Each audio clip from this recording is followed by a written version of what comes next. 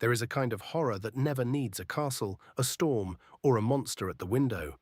Edgar Allan Poe places it inside one room, inside one mind, and finally inside one sound. The Telltale Heart is not really a story about murder first. It is a story about pressure, the pressure of pretending to be calm while guilt keeps knocking from below the floor. The narrator begins by insisting that he is not mad. That insistence is the first warning. He speaks with terrible precision, as if perfect detail could prove innocence. He says he loved the old man. He says there was no greed, no revenge, no ordinary motive. What disturbed him was the old man's eye, pale, filmed, and unbearable, like a silent accusation.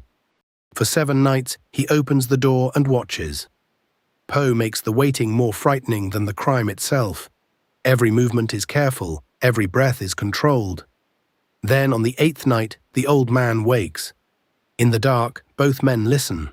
One fears an intruder. The other hears something worse, the old man's heart growing louder in his imagination.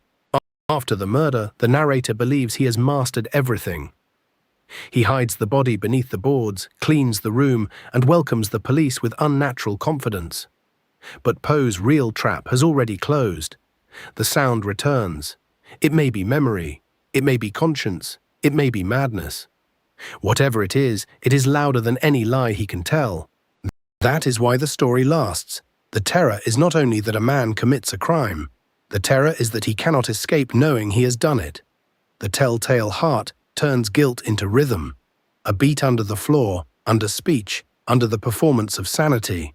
In Poe's world, the hidden thing always learns how to speak. Poe also makes the reader part of the confession.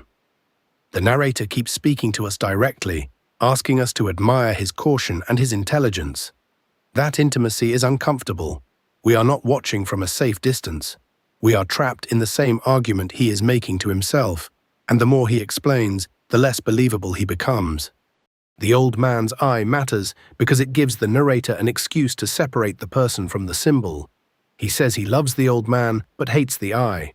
That split is chilling. It shows how violence often begins with a story that turns another human being into one unbearable detail, one object, one problem to remove.